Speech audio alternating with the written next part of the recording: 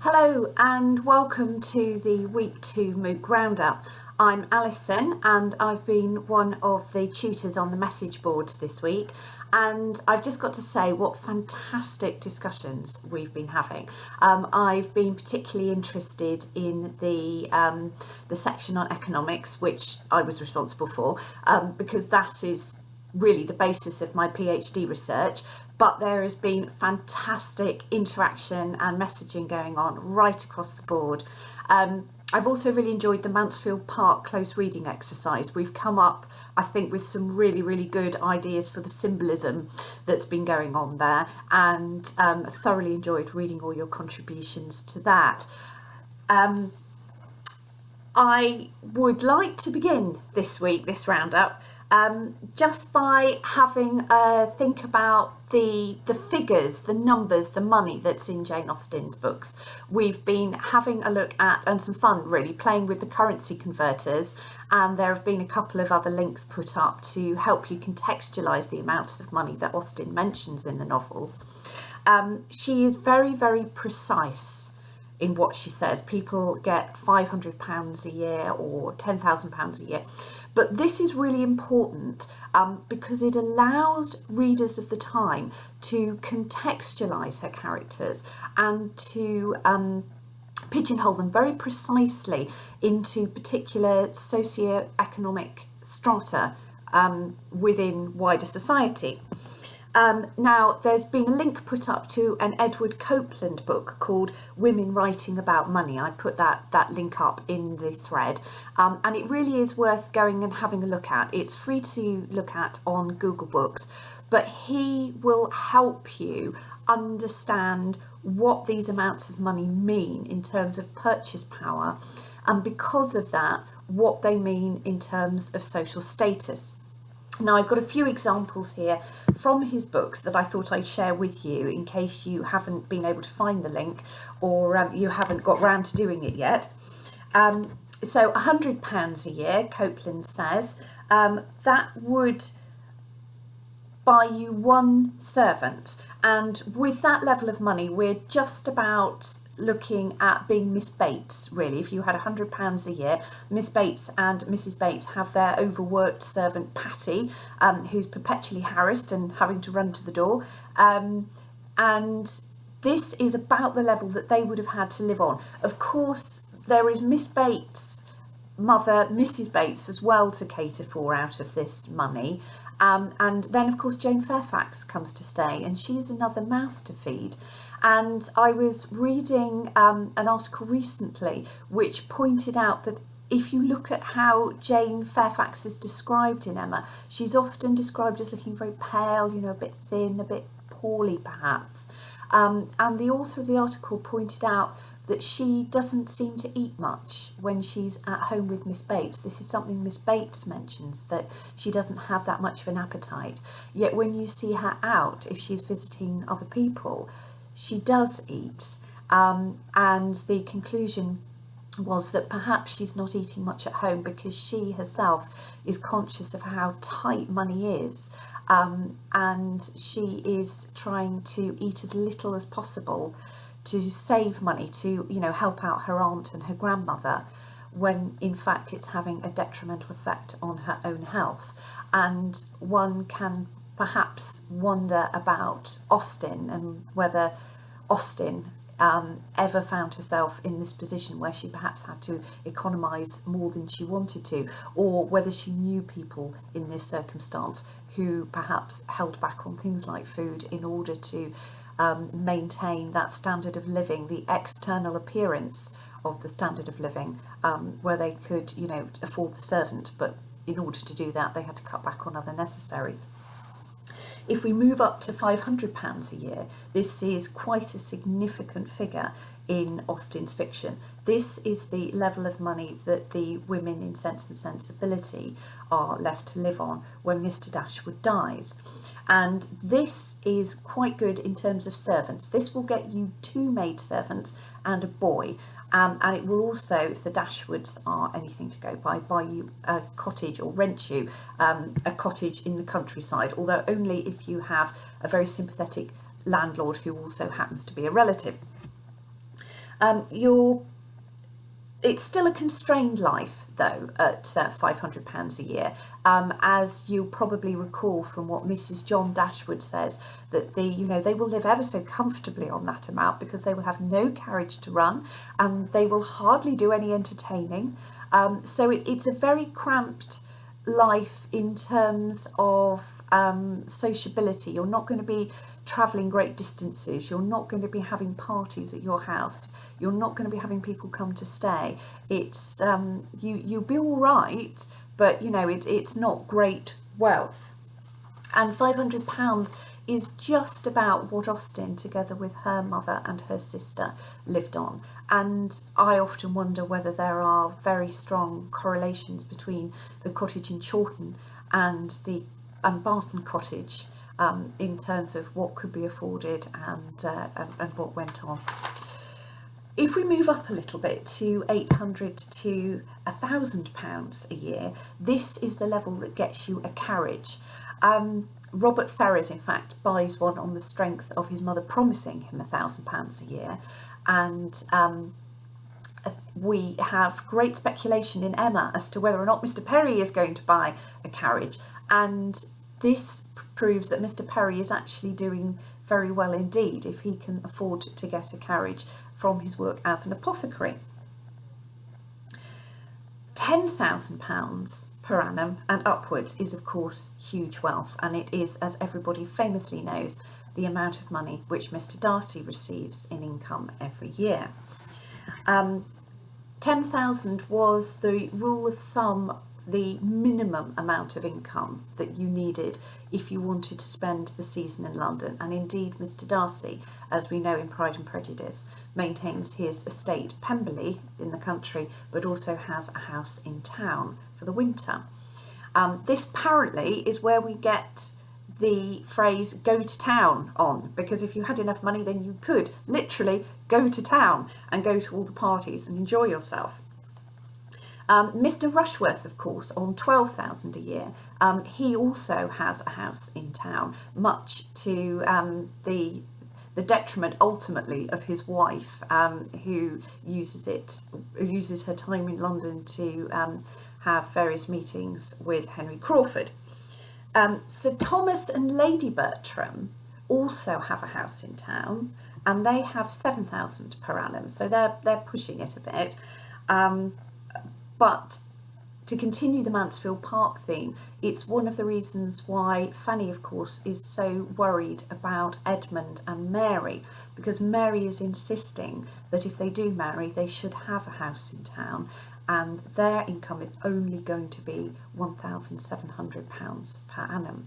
And Fanny sees this as being, an omen for Edmund's utter financial ruin, because there is no way that they would be able to support a life in the country with Edmund's work as a country parson and the house in town.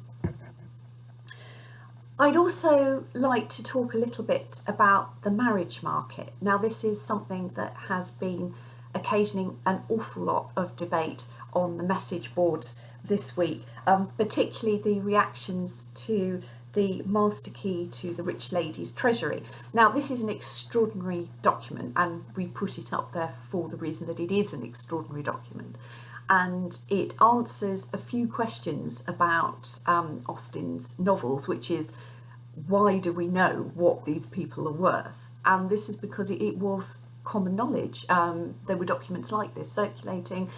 People would know who the heiresses were, how much money they had. They would probably know whether or not that worth was invested in land or in stocks and shares or in money or whatever. And people would make marital decisions based on financial reasons. Now, quite rightly, from a modern perspective, a lot of people have been quite shocked and appalled by this. It's not just the turning of marriage into a commercial transaction, but it is very much the commodification of women and thinking of women purely as financial assets. And I think it's important to make the point that although Austen's novels focus on love, they focus on happy endings, and importantly, which has also been discussed on the message boards, they focus on women who do not necessarily have a lot of wealth or other capital. Marriage in the 18th century was, on one level, really a commercial property transfer exercise. It was a transfer of property ultimately from the wife's father to the wife's husband, with a few exceptions which I'm going to talk about in a minute. And you could also see it, as well as being a man-to-man property transfer, you can also see it in terms of being an intergenerational transfer, where property is transferred from the older generation through marriage, not necessarily even to the couple, but then to the couple's children. So it's an exercise in keeping the wealth from both families within the bloodline, the family bloodline. Now, on marriage, husbands had, in law, they had a reasonable expectation of receiving complete control of the money which their wife brought to them through the marriage. Now, this is obviously the reason why men like Willoughby were so keen to get their hands on women like Miss Grey, who have large amounts of money. It's because Willoughby has debts, he is a spendthrift, it will pay off his debts, and he will then live off his wife, essentially, and there will be very little she can do about it, except, I will come and talk about what women could do in a little while, but assuming that nothing was put in place, he would have complete control over that fortune. There was a law, I mean, this was not just convention, this was actually enshrined in English law. There was a doctrine of common law in England called Coverture, and this meant that as soon as a woman married, her husband had effective control over most of her property. She never saw her personal possessions again, effectively. They ceased to belong to her, and personal possessions meant not just things like clothes or jewellery, they meant things like any goods that she would have brought to the marriage, any furniture. It involved money, it involved stocks and shares, anything like that. As soon as she was married, according to the strict letter of the law, her husband had complete and utter control of this. He could give them away, he could sell them, he could leave them to somebody else in his will. In fact, if he didn't specifically leave them to her in his will, they would never return to her. Land was very slightly different. Although the husband had control of the land during the joint lives of the married couple, he couldn't actually sell it without his wife's consent. And if he predeceased her, then the land would return to his wife's control. However, it appears that certainly as far as aristocratic women are concerned, it's more common for a marriage settlement during the 18th century, certainly, to be made up of stocks and shares than it is land. However, having said that, some new research has been done which shows that the number of women who owned land was about constant from the end of the Middle Ages through to the 19th century. Somewhere between about 10 and 20% of all land in England was owned by women at this time. But it would have been quite a good thing for women to have been able to keep land during their marriage, because, as I said, their husband couldn't sell it. But mostly, if you look at marriage settlements, it does seem to be sort of mainly stocks and shares. Things like leases, the husband, these were things weirdly called choses in action.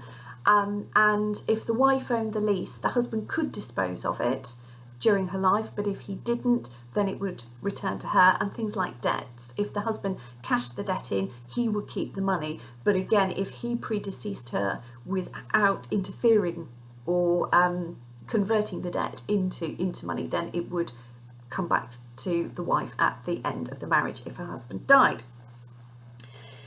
Now, obviously, not all women and not all women's fathers wanted husbands to get their hands on their wife's money.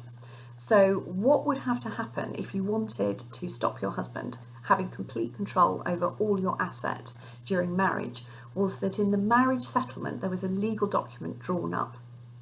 For wealthier marriages there would be this deed drawn up that was signed by the couple, and that would set out what the property arrangements were to be through the marriage. And if you didn't want your husband having control of your property, what you needed to do at that point in that settlement was to put some of it into trust. So trustees would effectively own the legal title to your goods, and it didn't matter whether this was money or silver and gold or jewellery or whatever. They would own the legal title to the goods, but the woman continued to enjoy the benefit of that, and she could, depending on the terms of the trust, she could dispose of that property if she wanted.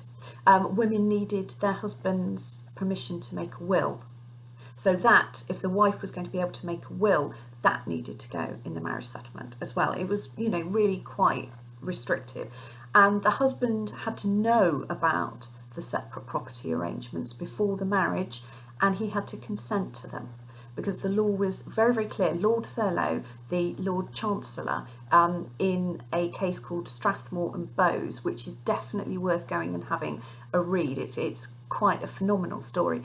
He actually says that the husband has a reasonable expectation of being able to control his wife's property in the marriage, and this is because the husband takes on, the burden of maintenance for the wife. He has, any debts that are contracted by the wife, the husband is responsible for under the laws of coverture. So it's only right and proper that he should therefore have complete control of her fortune. So it's a very, very different mindset. It's not just that marriage was a financial as well as, in some cases, an emotional transaction. It wasn't always an emotional transaction. But that the level of financial control that the husband had during the marriage was, quite extraordinary. The husband would control any wages. If the wife worked, the husband would have control of any wages. If she ran a shop, he technically owned the stock. It's this sort of thing. It's a huge, huge degree of control.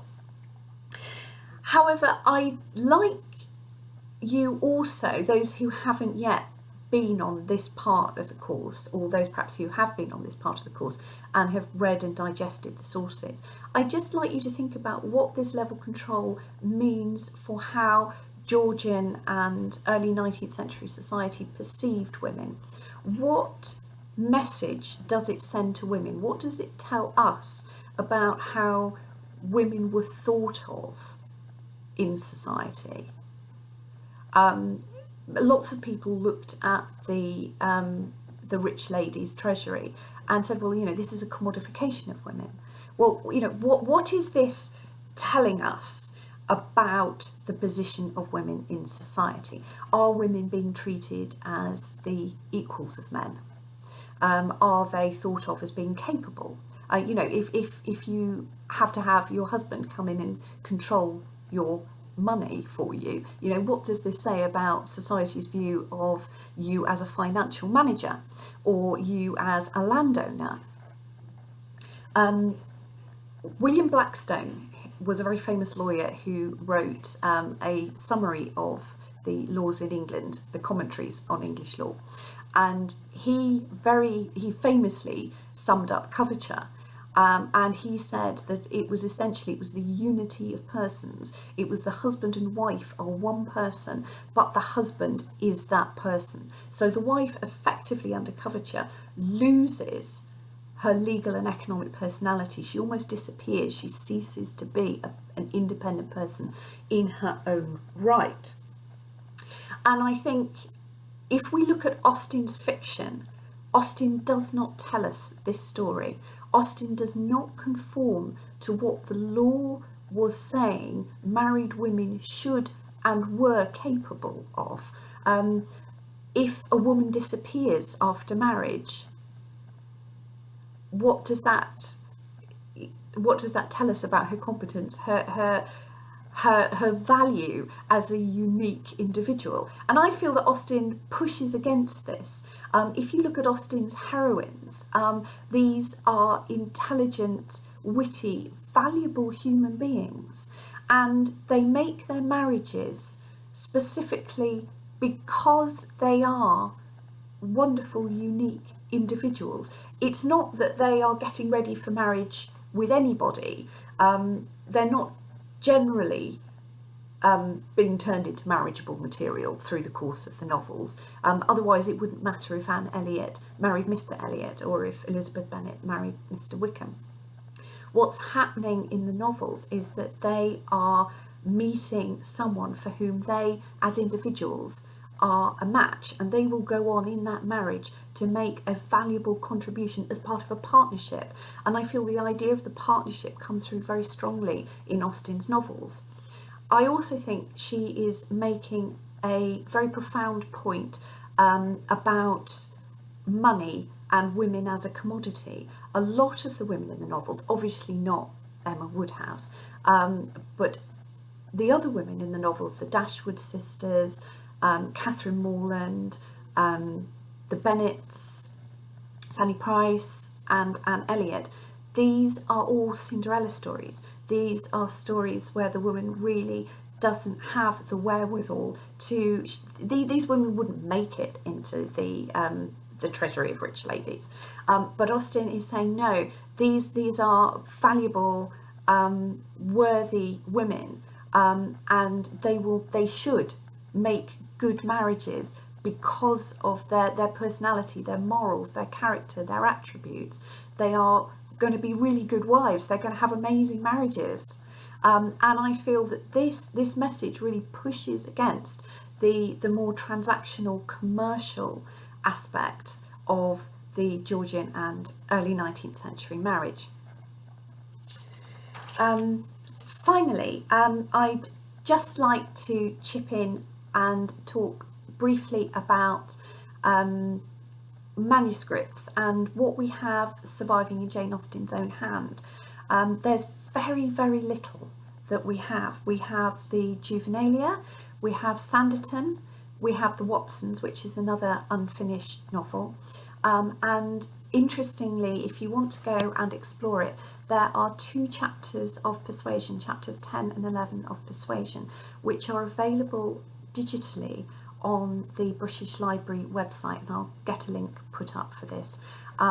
That's particularly interesting if you want to know how Austen wrote, because we've got lots of editing, we've got lots of crossings out and rewriting going on those chapters, which you can see in the digital version. And also, interestingly, there is a different end to Persuasion. Now, I'm not going to give any spoilers. It's not a hugely different end. You know, Anne Elliot does not end up with Mr. Elliot or anything radical like that, but it really is worth going and having a look and a read, and they are there in Jane Austen's own handwriting, and then there is a typed version if you want to read that. People have been asking why we don't have more in the way of Austen manuscripts. You know, where have the manuscripts for the 6 major novels gone? Now, the answer to that is simply we don't know. Cassandra famously destroyed an enormous amount of letters. She may have had the manuscripts and burnt them at the same time, we just don't know. Another possibility, and the one which I personally ascribe to, is that Austen may not have kept copies. She may have made one good clean copy and then sent that to her publishers, which was the copy that would have been typeset, published, and then it may have been destroyed by the publishers. She may have felt that once the novels were in their final published form that she didn't need her annotated editions. She may not have thought that anybody was going to be in the least bit interested in her editing and the process of composition that she went through. I mean, how wrong she was if that was the case. But she may have thought they were of no interest to anybody and disposed of them herself. It's very interesting because there are novelist, so her near contemporary Frances Burney, we have masses and masses and masses of documentary evidence and pieces. You know, we have so much that can tell us about Burney. For example, there is an ongoing project to collate and put together, you know, Burney's writings, Burney's letters and journals. And this has been ongoing for the best part of 50 years. And just to give you an example of how much material there is, in 1971, the catalogue of known Burney-related material managed to locate 10,000 extant letters between the Burney family. I mean, that is phenomenal when you think of it in terms of the very small amount of documentary evidence that we have relating to Austen. And obviously what we're reliant on with Austen mainly have been family reminiscences and family biographical writings. And it's important also, as we've been discussing, to remember that some of those, for example, Henry's original biographical note, these were probably composed with a particular agenda in mind, and we need to be aware of that when we're assessing it as an authoritative historical source. That, you know, there may have been a particular image of Jane which Henry was keen to push, and again, things change as we move through time. So the original Georgian Austen appears to be slightly unacceptable for some of her Victorian descendants. They wanted to soften that image to make her more palatable to Victorian tastes and sensibilities. So this is something that we have to bear in mind. We really hope that you've enjoyed this week. Certainly we've all enjoyed being on the message boards with you. I hope you are looking forward to next week. We're going to be looking at legacies and TV adaptations. I think the BBC, for those of you who can get BBC iPlayer, the Pride and Prejudice, the 1995 Pride and Prejudice is still up on iPlayer, and I think it's also available on Netflix. So if anybody wants to go and refresh their memory, go and have a look at that. And I think the 1996 Ang Lee, Emma Thompson Sense and Sensibility is also up on Netflix at the moment. So if you want to go and have a look at those, please do. We look forward to continuing our discussions with you next week, and hope you continue to enjoy the MOOC as much as we do. Bye bye.